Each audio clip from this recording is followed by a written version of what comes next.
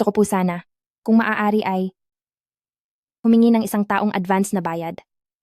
Alam ko pong ang hiling kong ito ay medyo sobra, pero nangangako po akong babayaran ko ito. Pakiusap po, Hindi na kailangan.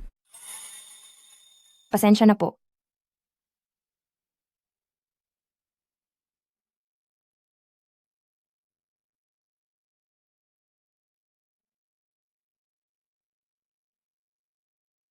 XUN? Huwag kang laging hihingi ng paumanhin. Wala ka namang ginawang mali. Ang Lee Group Charity Foundation, ang direktang makikipag-ugnayan sa ampunan na kinalakihan mo. Hindi mo na kailangang mag-advance ng pera mo. Sadyang mabuti talaga siyang tao. Salamat po.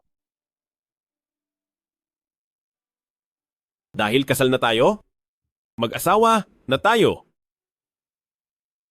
Hindi na kailangan ng ganyang pagkapormal sa pagitan ng mag-asawa.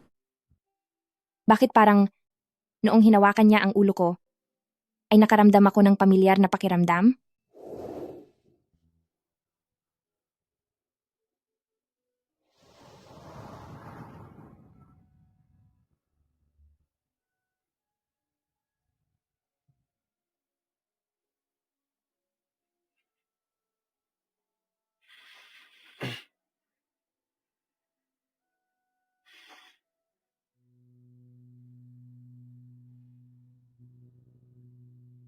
Magiging maayos din ang lahat.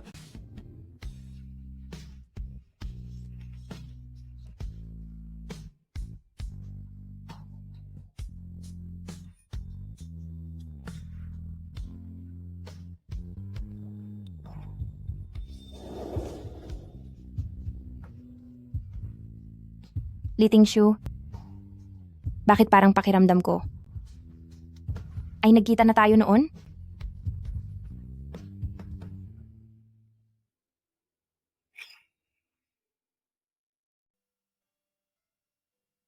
Anong sinabi mo?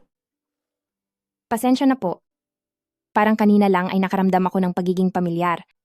Naisip ko kasi na matagal na tayong nagkakilala.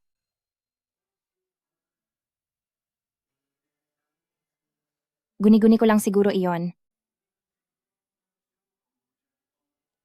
Magpahinga ka muna ng mabuti. Bukas, kukuha na tayo ng marriage certificate. Sige po.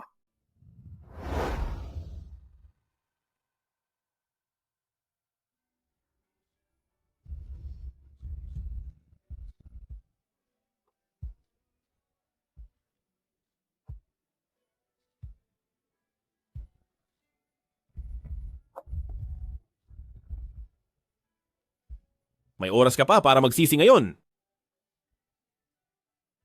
Ang kontrata. Matatapos ito kapag wala na si Lolo, di ba? Oo. Kung ganoon, wala na akong problema.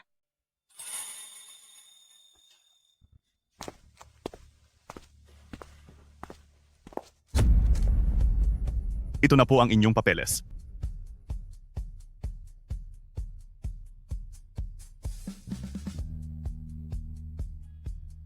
Napakaiba talaga ng buhay. Kasal na pala ako ngayon at ang napangasawa ko pa ay ang presidente ng Lee Group na hindi ko man lang masyadong nakakasama.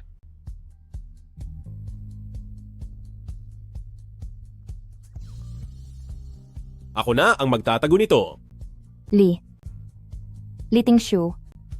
Wala ka bang trabaho ngayong araw? Wala. Sasama ako sa iyong mamili.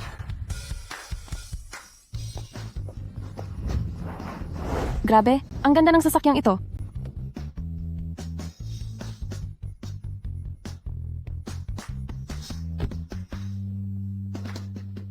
Sa susunod ay mag-train na lang tayo kapag pupunta tayo sa bilihan ng pagkain o kaya naman ay mag-taxi. Kapag nakasasakyan, masyadong nakakaagaw ng atensyon. Sige. Sa susunod, sasamahan kitang mag-train.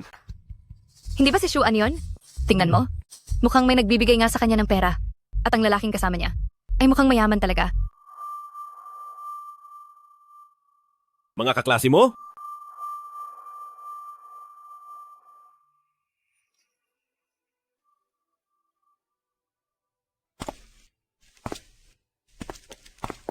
Ako ang asawa ni Xuan. Legal na asawa.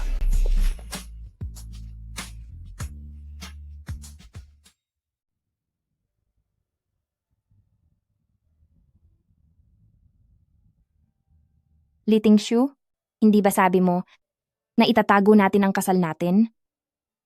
Ang sabi ko ay walang gaganaping press conference